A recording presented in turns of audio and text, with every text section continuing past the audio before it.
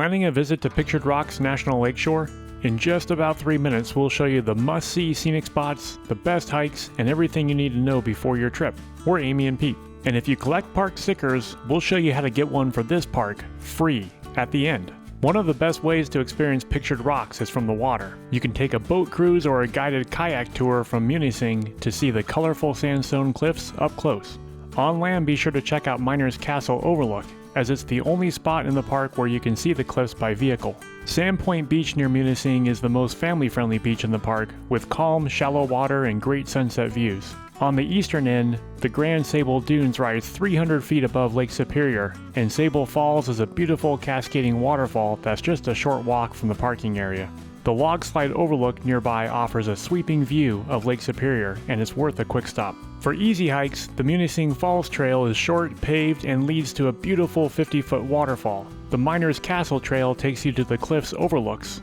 The Miners Falls Trail winds through the forest to a scenic waterfall with a viewing platform. And the Sable Light Station Trail follows Lake Superior shoreline to a historic lighthouse that you can only reach on foot, with a shipwreck along the way. For harder hikes, the Miners Castle and Miners Beach Trail combines the cliff overlook with a walk down to a beautiful Lake Superior beach. The Spray Falls Trail from Little Beaver Lake follows the shoreline to a 70-foot waterfall that drops into the lake. For serious hikers, the Chapel and Mosquito Loop is the one to do. It takes you past Chapel Falls, along 4 miles of coastal cliffs, to Mosquito Beach and Mosquito Falls. It's a long day, but it's our favorite hike in the park. The lakeshore is located in Michigan's Upper Peninsula, near the town of Munising.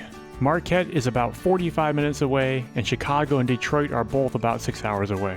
To just see the park highlights and get out on the water, then plan on at least a full day. If you also want to hike, then plan on 2 to 3 days. There is no lodging inside the park, but there are 3 campgrounds. Nearby lodging can be found in Munising and Grand Marais. A few notes.